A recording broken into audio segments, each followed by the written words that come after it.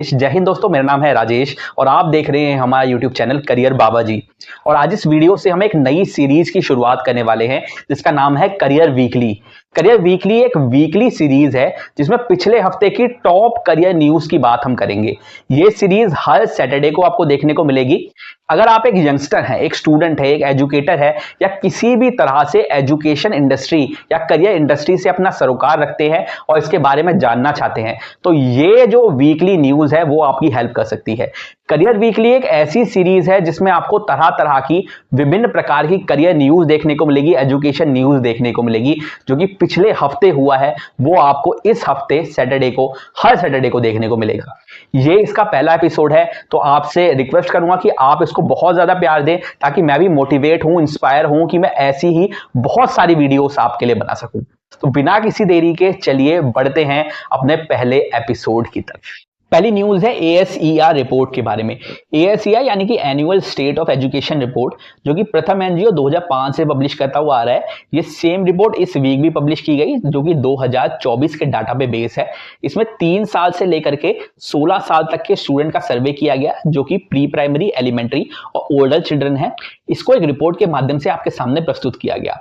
इसमें कुछ पॉजिटिव खबर तो ये देखने को मिल रही है कि फाउंडेशनल लिटरेसी और न्यूमेरिकल एबिलिटी यानी कि संख्यात्मकता में एक तीव्र बढ़त देखने को मिली है। साथ ही साथ 89% ऑफ ऐसे स्टूडेंट्स हैं जिनके पास स्मार्टफोन का एक्सेस है, जो कि बहुत अच्छी खबर है। वहीं नेगेटिव न्यूज की बात की जाए तो लगभग 70% ऐसे स्टूडेंट्स हैं जो 3rd क्लास में हैं और 2nd क्लास की बेसिक रीडिंग भी नहीं कर पा रहे हैं। यहाँ पे आपको एक जेंडर डिजिटल डिवाइड देखने को मिलेगा, यानी कि लगभग 50% ऐसी फीमेल्स हैं यानी कि गर्ल्स हैं जिनको अपने सोशल मीडिया प्लेटफॉर्म की प्रोफाइल को पब्लिक से प्राइवेट करने में मुश्किल हो रही है। तो इस रिपोर्ट में बहुत सारी खबरें हैं जो कि आप प्रथम की ऑफिशियल वेबसाइट पर जाके इसके बारे में ज्यादा जानकारी ले सकते हैं। हम बढ़ते हैं अपनी अगली न्यूज की तरफ। अगली खबर आ रही है हिमाचल प्रदेश से, जहां हिमाचल प्रदेश के चीफ मिनिस्टर सुखविंदर सिंह सुक्खू ने हिमाचल प्रदेश स्टेटहुड डे पे ये अनाउंस किया वो लगभग 25,000 पब्लिक सेक्टर एम्प्लॉयमेंट क्रिएट करेंगे हिमाचल प्रदेश में। वहीं दूसरी तरफ बिहार ने भी कुछ इसी तरह का वादा कर दिया है, जहां बिहार के गवर्नर जो कि है आरिफ मोहम्मद खान, उन्होंने 26 जनवरी को ध्वजारोहण कार्यक्रम के दौरान ये कहा कि बिहार जो है वो लगभग 13 लाख सरकारी नौकरियां क्रिएट करेगा। इसके साथ ही साथ लगभग 34,000 वो एम्प्लॉयमेंट क्रिएट करेगा by end of this year.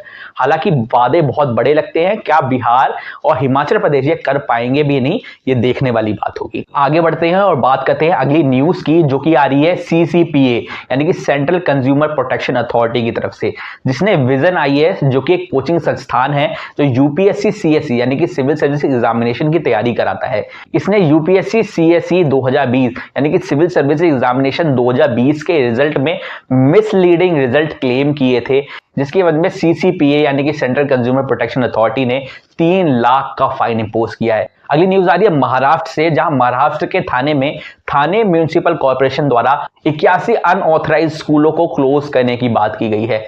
Thane municipal corporation ने कहा ये सारे स्कूल जो है वो अनऑथराइज्ड है, इसलिए वो 81 स्कूलों को क्लोज करने की बात कर रहे हैं।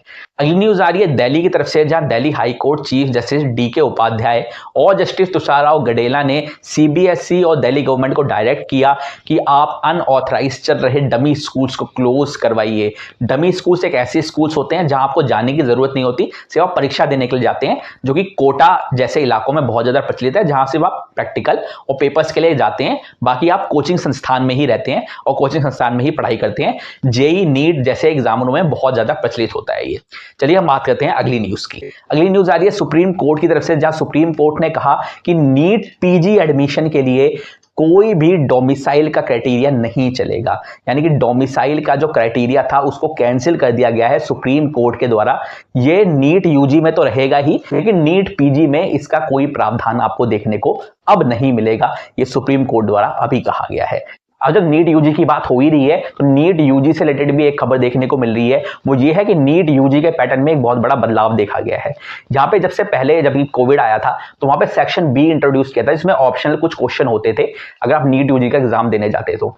लेकिन अब वहां पे इस सेक्शन को यानी कि सेक्शन B को क्लोज कर दिया गया है। अब वहां पे सेक्शन B जैसा कुछ नहीं होगा, सिर्फ 180 सवाल आएंगे आपके, यानी कि 45 फिजिक्स के, 45 केमिस्ट्री के और 90 क्वेश्चन आएंगे आपकी बायोलॉजी के, और वो आप कंप्लीट करेंगे। सिर्फ उतना ही एग्जाम होगा, 180 मिनट का पेपर होगा, जैसे कोविड से पहले होता था आपका पेपर, बिल्कुल वही सेम पैटर्न दोबारा से एनटीए द्वारा इंट्रोड्यूस कर दिया गया है नीट यूजी एग्जामिनेशन में। अगली खबर आज सीबीएसई की तरफ से, जहां सीबीएसई ने साइको सोशल काउंसलिंग स्टार्ट कर दी है 11th और 12th क्लास के लिए। 11th और 12th क्लास के स्टूडेंट जो कि अभी 11th और 12th क्लास में पढ़ रहे हैं, अगर उनके एग्जाम अभी चल रहे हैं तो अभी काउंसलिंग शुरू हो गई है, 1 फरवरी से शुरू हो जाएगी ये एग्जाम से पहले और एग्जाम के बाद तक, ये यानी अप्रैल तक ये काउंसलिंग रहने वाली है। अगर वो चाहें तो टेली काउंसलिंग के माध्यम से 11th और 12th क्लास के स्टूडेंट इसका फायदा ले सकते हैं।